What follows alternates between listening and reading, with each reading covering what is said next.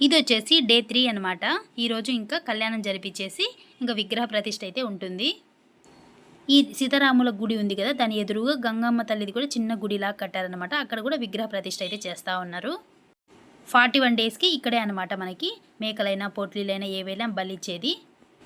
కొంతమంది విఐపీస్ కూడా వచ్చారనమాట, ఎమ్మెల్యే వాళ్ళు కూడా వచ్చారు. ఇంకా ఈరోజు కళ్యాణం ఉంటుంది కాబట్టి చాలాసేపు ఉంటుంది పూజ. మార్నింగ్ నుంచి చాలాసేపు కూర్చున్నాము. చాలా బాగా చెప్తా ఉన్నారు అన్నీ. అందరి గోత్రాలపైన అర్చన కూడా చేశారనమాట.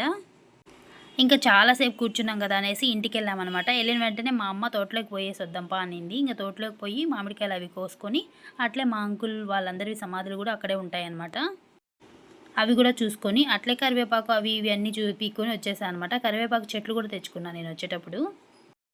చాలా బాగుంటుంది ఈ ఊర్లో అయితే కూడా. చాలా మంచి మంచి చెట్లు వేస్తారనమాట. మామిడి తోటలు, అరటి తోటలు, అట్లా తినేటివన్నీ బాగా యూజ్ అయ్యేటివే ఉంటాయి. అంటే ప్రతి ఒక్క చెట్లు ఉపయోగపడేటివి. ఏమంటే ఇప్పుడు మా అమ్మ వాళ్ళ ఊర్లో అయితే శనగ వేస్తారనమాట. శనగని ఏం చేస్తాం మనం, ఉడకబెట్టుకొని తింటాం. Late process. ఇవైతే కూడా చెట్ల నుంచే తినేటివే ఉంటాయి చాలా వరకు ఈ ఊర్లో. ఏదో పచ్చడికాయలు అనమాట ఇవి. అందుకనేసి ఒక 4-5 కాయలు తీసుకొని పోయాము. ఈరోజు నైట్కి మొత్తం ఊరంతా కూడా తిప్పుతారనమాట స్వామిని ఊరేగింపులాగా ఎత్తుకొని ఉయ్యాలలో. అందుకనేసి ఈరోజు నైట్ చాలా బాగుంటుంది. ఇంకా ఏదైనా చిన్న సెలబ్రేషన్ ఉందంటేనే పెద్ద ముగ్గులు వేస్తాం. పెద్ద సెలబ్రేషన్ ఉందంటే ఇంకెంత ముగ్గులు వేయాలి. ఇలా అన్నమాట. ప్రతి ఒక్కరి ఇంటి దగ్గర ఆపి నీళ్లు పోసి దండం పెట్టుకుంటా వస్తారు. ఈ విధంగా అది వచ్చేసి స్వామిని దాంట్లో కూర్చోబెట్టింది ఉయ్యాల్లాగా అనమాట.